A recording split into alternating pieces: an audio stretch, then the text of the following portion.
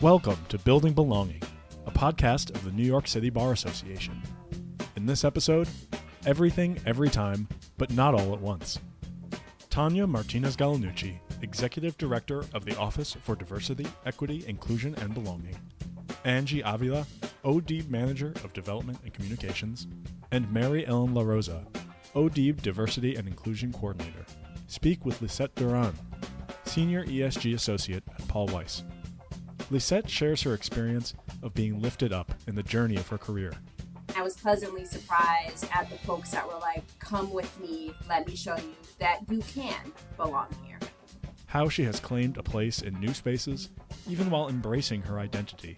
The key is to have a mentor that's going to have the hard conversations with you, but have it in a way that is loving and that comes from this idea that you don't have a deficit. And how she has safeguarded her sense of identity in the spaces that she chooses. These experiences and these identities can exist in one person, and they should be valued.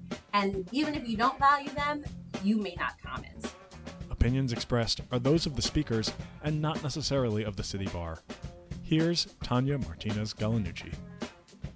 Welcome back to Building Belonging. Today we are joined with my good friend, the other half of the Uptown campus of CLS, Lissette Duran, because we were up in Inwood and Dyckman when we were in law school. Lissette has graciously agreed to come here and talk to us about all the ways she's built belonging in the legal industry.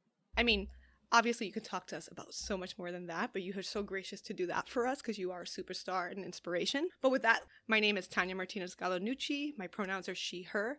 I am the Executive Director of the Office for Diversity, Equity, Inclusion, and Belonging, and I'm going to hand it over to Angie. Hi, my name's Angie Avila. I am the Manager of Development and Communications with ODEIB. I use pronouns she, her, and I'm going to throw it over to Mary Ellen. Thank you. I'm Mary Ellen La Rosa. Pronouns are she, they, and I am the Diversity and Inclusion Coordinator for the office. And Lissette? Thank you so much. I am so excited for this opportunity. Like Tanya said, my name is Lissette Duran. My pronouns are she, her. I am currently a Senior ESG Associate at Weiss, a law firm in New York City. My family's from the Dominican Republic. I grew up in Inwood, like Tanya said, that second campus uptown. Grew up within Inwood and Harlem, then had the opportunity to leave New York City for high school. I went to boarding school in Massachusetts, a school called Phillips Academy, Andover. Then went to UPenn for undergrad and studied law at Columbia Law School with Tanya. Lissette, the first question that we like to ask everyone who joins our podcast, as I'm sure you've noticed, is what does belonging mean to you? I think it's an excellent question. I actually sat with it for a while and actually read through some stuff because I was like, what does belonging mean to me? I came up with this. To me, belonging means being comfortable enough to bring parts of you, the parts you want to share, into a space. You feel comfortable because you're not going to be judged, you're going to be supported. And I say that because we're using a lot, or we talk a lot about bringing your whole self to work or to these other spaces. And I'm not sure I completely agree with the notion of having to bring your whole self. It almost feels like others are entitled to your whole self all the time. I like to think of it as it's about you. It's about what aspects of your identity you want to bring into a space, what aspects of your identity you need to bring into a space to thrive, and making sure those spaces support those parts of your identity. So belonging to me is dynamic. It changes. It grows with you. It changes with your environment. And it's something I think people should be thinking about and talking about often. Amazing. And I'm so glad you brought up that it is dynamic and that it changes and the environment does matter, because I think that's what we're really going to get into today. You, like many folks in your position, are like a chameleon. You learn to adapt and change and think about even yourself differently to fit in and to belong, and what parts of you stay and what parts you fight about and what parts you want to show the world. We want to get into a little bit more of that. Maybe before we start diving into the questions, because I know that we have a ton of questions for you, maybe you yourself can give us a little background of what your trajectory was. So my journey starts in Inwood. Most people think about it as Washington Heights, but it's a little north of that in Manhattan. Some people confuse it for the Bronx, but it's not that either. I went to public school there. In terms of my identity, I never really thought about it because although New York is considered to be incredibly diverse, the Washington Heights Inwood area was predominantly Dominican. Most of my classmates were Dominican. There was a sprinkle of other folks here and there, but I didn't have to think about anything because I was just like everybody else. Like I said, had an opportunity to go to private boarding school in Massachusetts, Phillips Academy, Andover, where I really did have to think about who I was because who I was not prominent. And also it messed with some of my held beliefs. So for example, in Washington Heights, Inwood, a lot of the restaurant owners were also the folks that worked inside the shops. So Elsa works inside there and chops up the chicharron. And then I went to Andover, where it's, 5 minutes away from the second largest Dominican city, Lawrence. And at Andover, a lot of the staff was Dominican. And I saw the interaction sometimes between the students and the staff. And there wasn't that understanding that these folks too had value outside of just the service aspect of what they were providing, right? That was a shock because I never had to think about that. I never had to think of them as the help, as opposed to like business owners and folks who made a living for their families. That was just not an identity that I was familiar with. And then from Andover, I went to Penn. I was looking for something closer to New York, more city-like, but still not New York. Had a wonderful time there, grappled with a bunch of different identities as well. When I was meeting more international folks, having conversations with Latinos from all over. And then from Penn, took 2 years off, worked as a litigation paralegal, and then went to Columbia Law School for law school. And then from there, I've been working at Paul Weiss ever since. Amazing. Okay, so we're going to dissect all these places because, like I said, you're a freaking chameleon and you've been traveling in and out of these places and you can fit in and you can stand out. And there's so many things to talk about how you do that. And I think inquiring minds need to know, especially folks navigating it for themselves. So I'm going to kick it off to Angie, who's going to get us started. Thank you so much, Tanya. We do want to go into the workings of your journey. So starting off with your home base in Wood, I want to know a little bit more about your time and what that community felt like for you. Of course. I actually really enjoy talking about it because I don't have an opportunity to talk about where I'm from very often. My mom actually just got me a shirt that has all of the streets in the surrounding area. It looks amazing. It says Dykeman, it says Thayer, Sherman. It's fantastic. I grew up on Thayer Street, and basically everybody around me looked like me. They had big curly hair. They had parents who immigrated from the Dominican Republic. They were all going to the neighborhood public schools. There were 2 or 3 in the area. Basically, we all followed the same rules. You couldn't go to other people's house before your parents were able to inspect it, that kind of thing. And so everyone knew, everybody understood each other. There was no real conversation about who you are independent of those things, right? So I never had to really think about who Lissette is outside of being a Thayer girl who goes to PS 152. The only aspect of my identity that I did think about actually was that I thought I was a little more well off than other folks in the sense that we didn't live in the projects. I was project adjacent, but we didn't live in the projects. I spent every summer in the Dominican Republic with my grandmother, and we got suitcases of new clothes. We had the game systems. We had a Game Boy. We had every book that I wanted to read, which was my big part. Everything that we needed, we had. And so I considered myself very wealthy, actually. Then fast forward to Andover, where, folks were buying Louis Vuitton luggage sets after failing one exam. And I got $10 from my mom to buy ice cream. I was like, oh, wait, maybe I'm not wealthy. And I had to start asking those questions, which thank goodness my mom is understanding. She's like, what do you mean? You're not poor. That was probably the first time that I questioned something about my space on Thayer, my space in Inwood. It was really when I took a step out of it and I got to see myself in comparison to other folks that didn't look like me, that didn't have those same understandings and teachings, whose house you could go to without other parents visiting it first. I love that story, Lissette, because you are perfectly describing someone's bubble bursting. Right. And I don't mean that in terms of like your idealistic idea of who you are, what you are. I literally mean like the bubble of where you grew up and the parameters around, your existence, what you knew to be. Right. And for a lot of folks, that doesn't happen until much later in life, or when they're finally have to leave that bubble. For me, it happened in college, I think, in many ways. But that experience, I think, most, if not all people can relate to.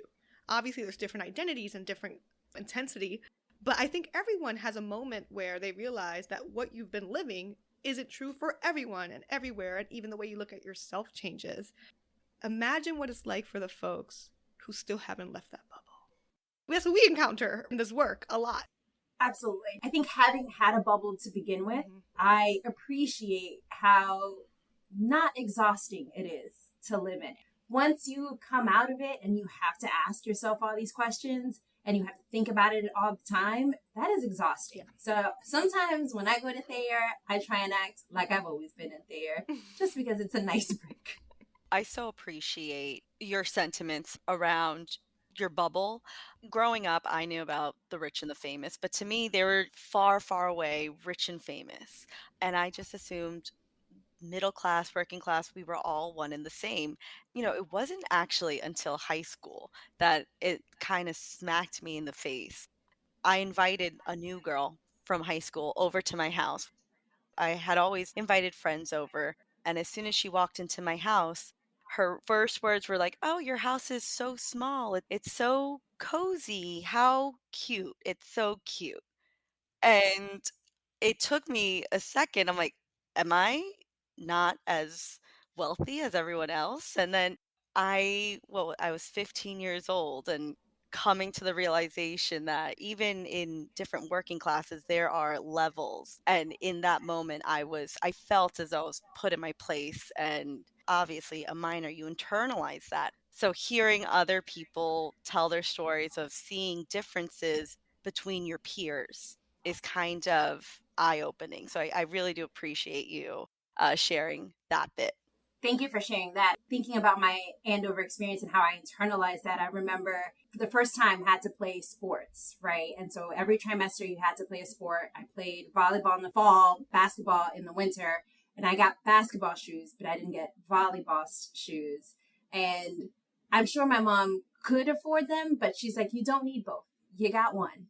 And somehow I finagled her to put more money into my account. And then I went ahead and bought volleyball sneakers anyway, because I wanted to match the team's sneakers. And I wanted to get that Nalgene bottle that cost like $45 for no reason.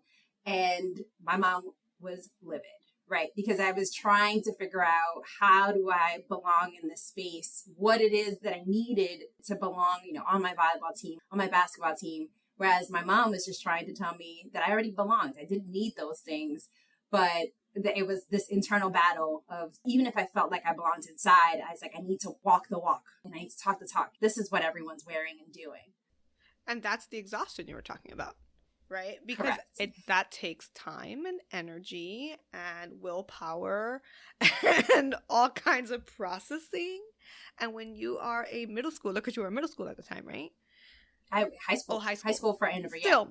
High school, like your brain is still developing. You don't have all the coping mechanisms and tools and guidance that you need to work through that. It's a lot. It's a lot to carry. And it starts so young.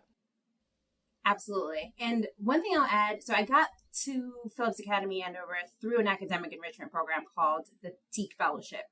I love this organization because they focus on education. They also focus on arts. The organization is now 25 plus years old.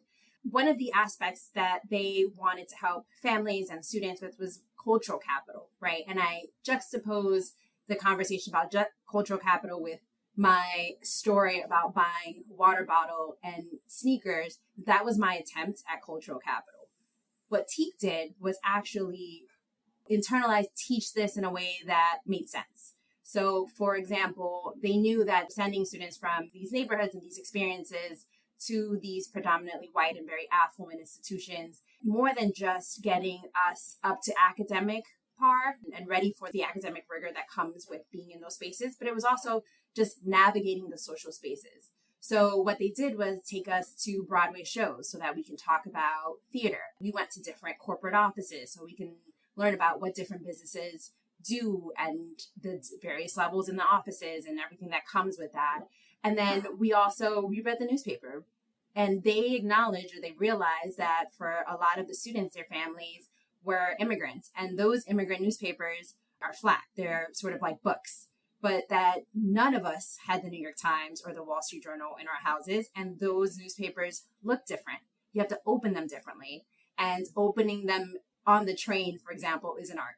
So they did so much as teaching us how to open a New York Times, a Wall Street Journal on the train, and then helping us understand what we were reading, so that when we went off to these schools, even though we couldn't talk about our yacht outings or our country club outings or our summer houses, we knew what was happening in the world. We knew what the countries were called and where they were located and what was important to a bunch of different industries. And we can talk about the different, restaurants and Broadway shows we've been to. We had something to bring to the table that we also enjoyed and that we also partook, as opposed to just me buying some new sneakers. This was something that I could passionately discuss in a way that was substantive. That's amazing and so intentional and so thoughtful, because it's providing you with tools without placing judgment on what you already bring to the table. And I think that's where a lot of these programs and initiatives fail, right? They treat folks like they're coming in with deficits, and it's not a deficit. It's not a deficit that you haven't gone to a Broadway show or that you didn't know how to read the New York Times. You were getting a different set of tools and cultural capital where you're from and through your networks and family. And there's, it can be empowering to share that with folks, but I think sometimes the balance is a little off, and it sounds like your experience was very well balanced and empowering. I completely agree. And I've also had experiences where those missed the mark a little bit, right? Where the intentions were good, but the conversation ended up being, you must change your hair, right? You have to straighten it, or you have to wear XYZ thing in order to be considered a professional. I think that gets a little bit tricky, but I think as you're navigating all of these identities, the key is to have a mentor that's going to have the hard conversations with you, but have it in a way that is loving and that comes from this idea that you don't have a deficit, but that there are things that you don't know that might be helpful. Lissette, in high school, you started working at Paul Weiss. I wanted to ask if you wanted to speak a little bit more about where you started, how you came to be there, and talk about some of the professional relationships you had while you were there as a high schooler. So yes, that's my big secret. I started at Paul Weiss when I was 17. It was during the summers of my junior and senior year of high school. And I was a receptionist. I was the first person that folks saw, clients, attorneys. I would get there bright and early, and I was there Monday through Friday, I think June to August. I actually got this position through the Teak Fellowship because every summer you had to have a job. It was either a volunteer opportunity for 1 year, a private internship, and then a public interest internship. So this was my private internship. I had never been a corporate setting like this. I had never had this kind of responsibility. I remember freaking out when I had to page people. So back then you still had to page people, and I had never heard my voice on a paging system, and I sounded like a chipmunk. And folks immediately called me like, "Who is there a child working on our system?" I love that. Because my voice is so high. It's like, I promise you I can work here. In terms of my experience, I loved it. I knew that I wanted to be an attorney since I was basically in second grade. And so being just in the proximity of lawyers was incredible. I took every advantage to speak to folks, to ask them questions as they came in. And again, because I was 17, I looked like a child. Folks were very excited to talk to me. And I didn't understand. I have no one in my family who is a lawyer. I had only seen lawyering on TV, really. And so I didn't know what a big law firm was. I didn't know the structure. I didn't know the people. And so I basically relied on the staff who were my family. So my fellow receptionists, the administrative staff, the mailroom guys, the reprographic guys, they were amazing. And they helped me navigate that space. And they actually helped me be a professional, right? You're talking about a 17-year-old from Inwood. And over those 2 summers, I learned, how to introduce myself, what the elevator pitch was, how to reach out to people and start that conversation, and why it was important to do that, how to follow up with people, sending them emails after they spent their time talking to me. My favorite story, actually, is one of the receptionists there gave me a list of attorneys that she thought I should speak with. And on this list was Ted Wells. He is, big time partner at Paul Weiss. She did not add positions next to these names. She didn't add descriptions. She was just like, go talk to these people. So I show up 17 with some sort of H&M ensemble that I thought looked professional. And I knock on Ted Wells's door, and he looked at me and he's like, whose child are you? And I was like, no, I'm actually here working as a receptionist, and I would love to understand what a complex commercial litigator is, because that was what it said in his profile, that's what he did. He thought I was adorable and was like, sure. And this man, who was incredibly busy, who I learned later on was his big time partner and was, incredibly sought out for, took the time to speak to a 17-year-old who didn't know anything at all. And from there, he gave me books on Thurgood Marshall. He gave me books on Judge Carter, on Brown v. Board. He's like, if you want to be a lawyer, you got to learn these foundational things about your history and your access to rights. And this is what you need to be the best version of the lawyer you can be. From there, I was like, okay, this is it. This is the environment that I can be in. If this is the kind of lawyer I can be, and this is the way I can give back, sign me up. And now you should officially be the poster child for all diversity pipeline programs, because this is what it's about. The access, the interactions, the real talk, the opening the door and letting other folks in. Yes. Right? Like, this is the goal. This is what we're trying to do with all these programs. You are literally the poster child. And, I mean, you're perfect for this. You're gorgeous and look like a model anyway. So it's perfect. Let's put you on the posters. Please, I'm available. I need a new headshot anyway. Oh, girl, don't even get me started on headshots. Don't even get me started. I have a follow-up, though. Well, that's how you started at Paul Weiss. But, between us girls, it's been a long time since you were 17. So how did that end up being your gig? Walk us through that part. Once I was introduced to this space, I was like, okay, when I go to law school, I want to come back to a space like this. Mainly, I was set on going to a place with a lot of resources. So one thing I learned early on is that resources really make a difference. Going to Andover meant that I had a full science building and I can do all of the things. We had a building for every single focus area. We had a language building. We had a language learning center where I was speaking French into computers, and that's how I learned it.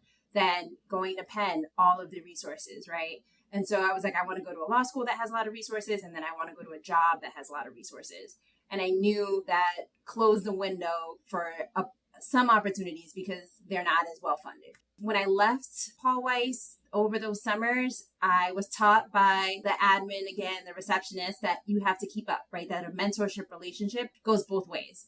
And so I continued to email Ted. He became part of my family. He asked for grades. He had the conversations with me if the grades. And terrifying. Oh, absolutely.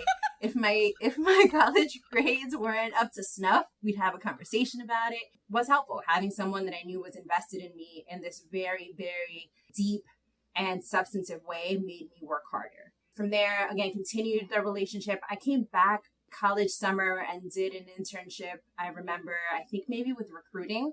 And that was a lot more fun. I got to go to the events. And then I decided that I wanted to take some time in between college and law school because I'm one of 4 kids and I'm 4 years older than my 2 brothers and then 7 years older than my sister. And if you do the math, we would all be in paying schools at the same time. And for my sets of parents that are remarried, it would have been a very significant financial burden to have all 4 of us at a institution where you needed to pay. I wanted to make sure my brothers had the college experience that I had, where I was the only kid where my parents had to think about my needs and paying for my things. So I applied to become a litigation paralegal at Paul Weiss. And there, with that, I was able to, one of my brothers pledged a Latin fraternity, and I was able to help him buy the things that he needed for that. I helped my other brother pay for his books. So I took those 2 years, worked as a litigation paralegal, and got to know the system more. from the lens of a legal professional, right? So then by that point, I knew what kinds of questions to ask. I learned the culture. I learned the terminology. I learned what law looked like in practice, the long hours, the hierarchy, the structures. And then when I went to law school, I was like, okay, this is what I want to do. I'm signing up. I know it's hard, but it felt incredibly rewarding for the folks that did it. So that's what I wanted. There is so much gold in everything you just shared. I don't even know where to begin. Like, first of all, that you could think about the needs of your family unit and that came first. And you were like, I need to make sure my siblings get their shot at this amazing education and the opportunities it brings. And I just like, I'm sure everyone has thanked you, but I just want to acknowledge what an act of love that is. It's not common. I don't think everyone does this. I don't think everyone thinks this way. I do think a lot of it is cultural. I think a lot of it has to do with where we grew up and the way that we think about community and helping our people. And you're just such a goddess. And it's just so beautiful. The other thing I want to point out is just like the tenacity. You weren't going to stop at this like reception area experience. You were like, no, let me take it to the next step. And then let me take it to the next step after that. And let me pull in all the people. And the fact that so many people were part of your education and you give them all the credit. You give the flowers to the people who deserve it, to the admin. Because I think that's a part of our stories that is so untold. How many of the folks in the sidelines who really lift us up and teach us and are like, you know what, mama? I know you. I'm going to look out for you. Let me teach you. Like that person who gave you the name of all these attorneys, God bless her. Guardian angel. Absolutely. She's your guardian angel. That is amazing. When I talk to law students who are thinking about what law firms to go to, it's exactly what I tell them. I'm like, it takes a village to get something out, right? So you can write an excellent brief, but if you don't bring it down to your mailroom or your repro in time to make the copies that the judge asked for, right? If you don't then get those copies to your mailroom to get it FedEx because your judge needs a physical copy, right? Or you don't get it to the managing attorney's office in time because they're the ones that file it onto the docket. If none of those things goes right, then your brief is fantastic, but it's just sitting on your desk, right? You're not winning that case. You're not making the best argument. You're not representing your client. It really does take a village. And for these law students, I'm always like, go into these spaces and see how everyone interacts with everyone else, right? If you walk down the halls, are people laughing with their admins? Do they know the mailroom guy that comes in every single day to deliver their mail on that floor? Do you know who the repro folks are? Can you give them a call? Because at least in my experience at Paul Weiss, the mailroom folks, they will hold up the FedEx person. I think the deadline's like 6:00. They're like, hey, did you see that basketball game? Wasn't it great? And they will be texting you like, I can get you 3 more minutes, but you got to come down here, right? So you can get that thing sent off so that you can look really good to the client. You can look really good to the partner. And I feel like those are the heroes of the story, the unsung heroes of the story, and particularly for folks of color, because staff is mostly of color. There's this different relationship. They're the ones that are going to tell you that maybe you put the binders in the wrong color for that partner, and they'll help you move all of the papers to the right binder, or that maybe there was a really heated conversation and you should come back later. They'll give you all of that. And I love that. The wealth of knowledge that you had even going into law school, because at this point in your trajectory, you haven't even got to law school yet, right? Like you haven't even got to law school, but you already know how these institutions work. And that is what first generation people lack most of the time. And here you are, a first generation person, and you got all of that even before applying to law school. And again, as I'm saying, poster child for diversity pipeline programs, because I will tell you, I did not do any of the pipeline programs. And even going into law school, I still didn't understand what the industry was, how it functioned, especially not big law. I found out about big law in big law. And I remember we had a conversation, Tanya, because you had come into law school saying, I'm doing public interest, I'm doing education, and nothing else. And I was like, well, Lissette's the one who corrupted me. You heard it here first. Yes. You heard it. No, go ahead. Tell the story. You can do big law and do these things, right? Because we're from the same neighborhood. I was like, listen, you can feed yourself and feed others. Yeah. You don't have to choose. we had this whole conversation. I told her about all my experiences, and I was like, the pro bono work I got to do was litigation paralegal. The pro bono work I knew that associates did, and the relationships that you could make within the big law firm, and also the doors you can open for the folks that want to go directly there and maybe don't have that access. That's right. And this is a testament to all the knowledge that you had already built up and to who you are as a person. You are, again, are one of those people who holds the door open. And we're going to talk about this in another episode of the podcast because we have to talk about the other group of people who open the door, close it, lock it, like, throw away the keys. There are another set of people out there. But you are on the right side of history. And I appreciate it because you really were. You were like, look, Tanya, somebody's going to get this money. Yep. It might as well be you. And I was like, you know what? You're not wrong. You're not wrong. Think again about lack of resources, right? All these organizations need resources, need support. And I was like, you can be in the room where those conversations are happening, right? And I can say, hey, there's this organization that does all this amazing work that you don't know about it, a Latinx organization, a Black organization. Let's throw some resources that way. Can I grab some associates? Can we send some money? And being part of those conversations is amazing. 100%. No, it completely changed my worldview. And I think if I could talk to Tanya back then, it would be to explain that there isn't this binary. It's not good or bad. You could do good everywhere. You could be thinking about these issues everywhere in any position. It's a choice. And the other part is, guess what? And I think I said this in the last episode, but the non-for-profit world, when I had my little stint, before this, obviously, because this is my dream. But before this, when I had my little stint, it was whack.com. Mm-hmm. I was, and I, not that the work wasn't good, because the work is good and you're doing good work, but the problems with the isms, the racism, the sexism, all the nonsense still exists there, but you're getting paid a lot less. You got to pay for that therapy somehow. And just being real, much harder to pay for that when you're making so much less. But yeah, anyway, not-for-profit people do not come for me. I do not want to be canceled. Just speaking my truth. Have your experiences. But anyway, with that, I think we're finally ready to talk about law school. The journey seems very long. It was sort of intentional.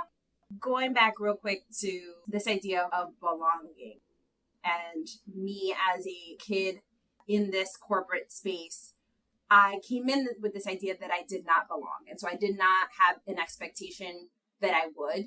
And I was pleasantly surprised at the folks that were like, come with me, let me show you that you can belong here. And that it's going to be your own journey to figure out what that means. But let me show you what it means to me to belong. And let me show you what it means to me to thrive in this space. And let me give you those tools. And so left this space feeling very empowered. And then I get to Columbia and it's a very different place. It is very large. I mean, I went to law school, having worked for 2 years, and it was a means to an end, right? I didn't think of Columbia Law School as another way to extend my college experience. I didn't see it as a sort of social networking opportunity. I saw it as, okay, I need to get through this so that I can be a lawyer and do what I want to do. I lived off campus on that second campus uptown.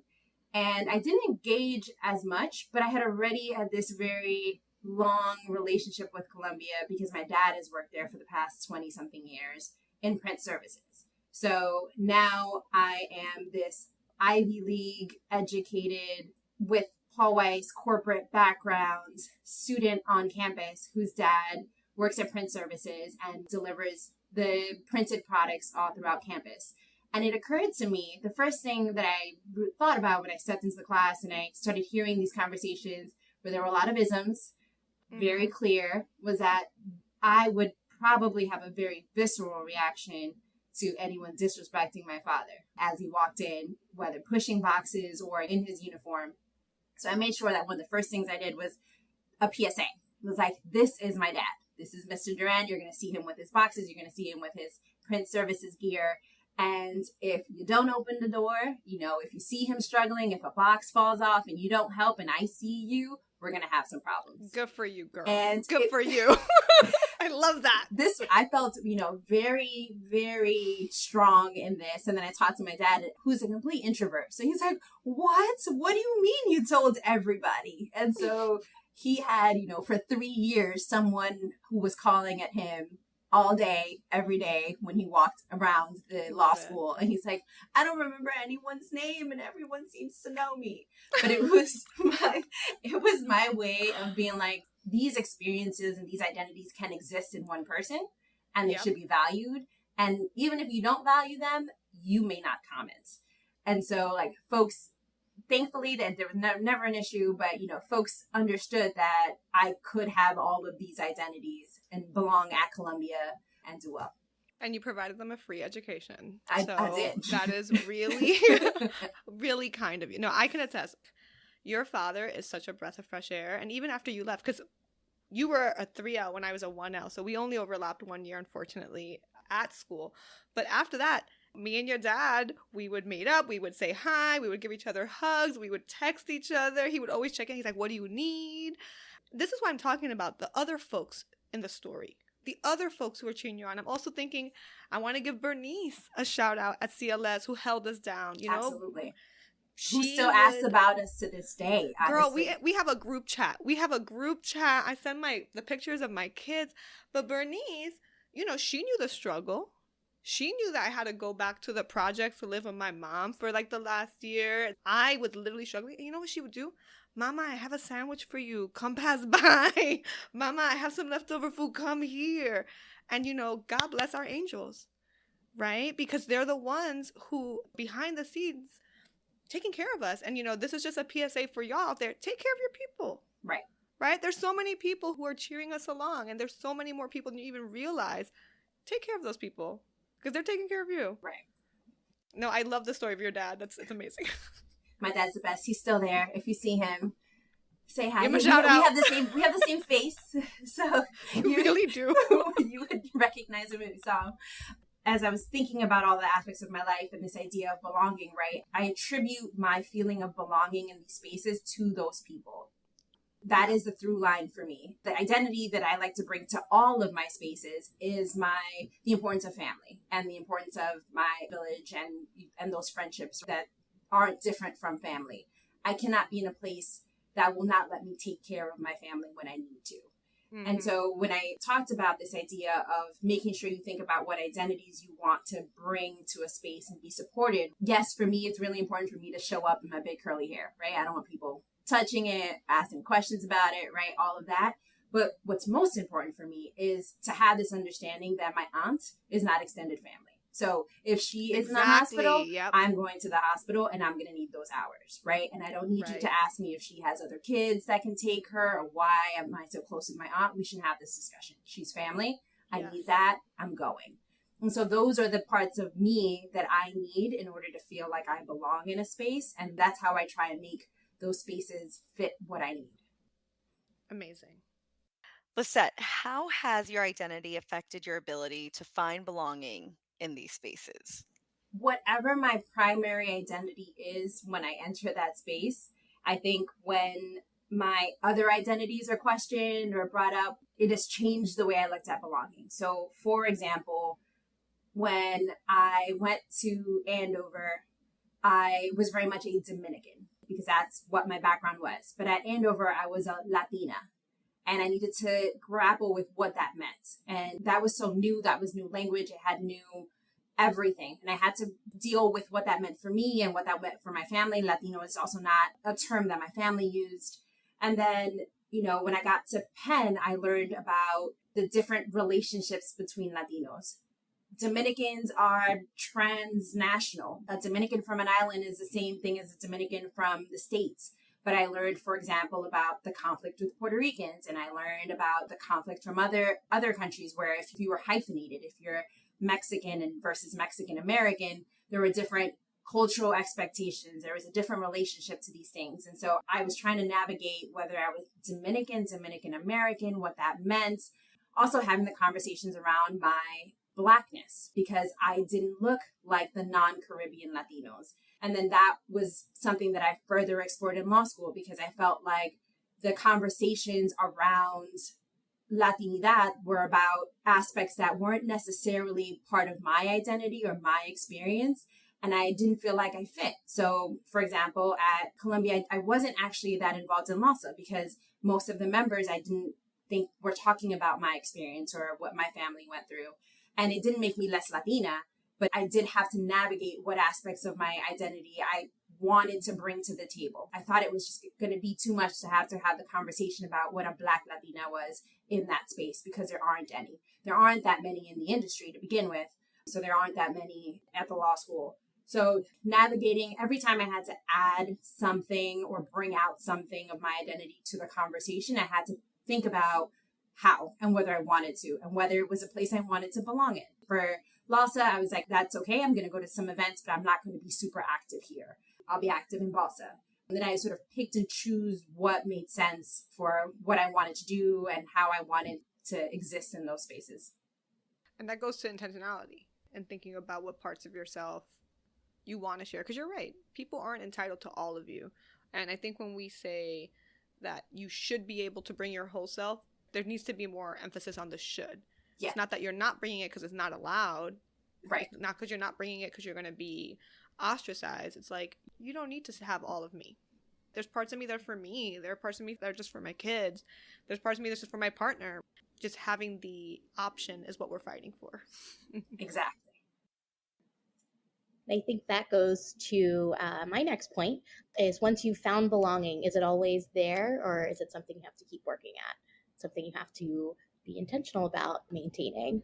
Once you found belonging, it's something you have to work on. I think that we're having this conversation at all of the levels right now. You have it at an individual level, you have it at a company level. Diversity, equity, and inclusion is not, there's no end goal. There's no specific end goal. It is just a journey. It is, step by step that you're going in a general direction. And that's what belonging is too.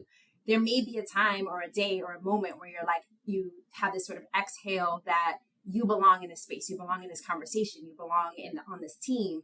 But everything changes, right? You can have an experience that makes your identities a little bit different, right? I remember when I lost my grandmother, there were conversations that I could have with folks that I could no longer have, right? There were people that I was friends with that I thought maybe weren't treating their grandparents in a particular way, with a way that I thought was the best. And I had to remove myself from that space for a while because I just couldn't, that was not something I could be in. Some of my teams or my extracurricular activities, as soon as an aspect of my identity switched, changed, evolved, I had to reevaluate whether I belong in that moment, whether I could belong in it later, or if it was something that I should just give up. Because I also think that we don't need to belong in all the spaces, that unless, you want to actually belong in that space. But I'm like, I don't need to belong everywhere, but I would like to belong in the spaces that I choose.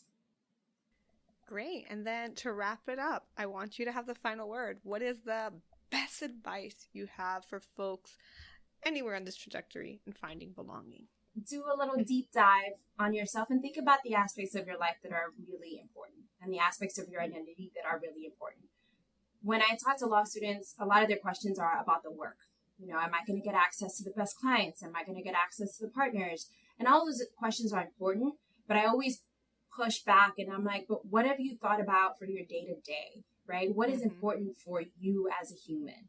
For me, I'm goofy, I'm silly. I need that. I need the humor in everything that I do. And so I was looking for a place where I could be that funny and still be respected and still be taken seriously as a professional. Can I make a joke, meme, use some emojis? Absolutely. Some of my clients send them to me, actually. And that doesn't make me less of a lawyer or less of a professional. So I urge you to think about those aspects of yourself, of your identity, of your personality that you treasure. Is it your family relationships? Is it your friendships? Is it, your Blackness? Is it your Latinidad? Is it the mixture? Those things, and see whether you can bring those things to that space, right? And those aspects of yourself are supported, and you can have those hard conversations. And even if they're not supported yet, is there a possibility for them to be supported, for those conversations to be had, and for a path to be created so you can open those doors and keep them open? Oh, we need to end there. That's perfect. Thanks for listening to Building Belonging with your hosts, Tanya Martinez-Gallinucci, Angie Avila, and Marielle Rosa. We hope you enjoyed our conversation with Lissette Duran, discussing her career trajectory, making space for her identity, and finding belonging. Head to the description to find a link to sign up for our e-newsletter. If you're keen on making an impact and being a part of our work, become a City Bar member and join a committee. The membership form with the one-time admission fee waived can be found in the description. We would like to thank our advocates of the Diversity and Inclusion Celebration Dinner, which will be held on October 27th at the City Bar building from 6 to 10 p.m. Locklord, New York Life Insurance Company, Davis Wright Tremaine, Labaton Suchero, Jenner and Block, Ackerman, Fragaman, Cleary Gottlieb, Wilson Elser, and Davis Polk and Wardwell. That's all for this episode. See you next time. Thank you for listening to this episode of Building Belonging, a podcast of the New York City Bar Association. Opinions expressed are those of the speakers and not necessarily of the City Bar. Find more City Bar podcasts on Apple Podcasts, Google Podcasts, Spotify, or Stitcher, or at our website at nycbar.org. This podcast was produced and edited by Eli Cohen.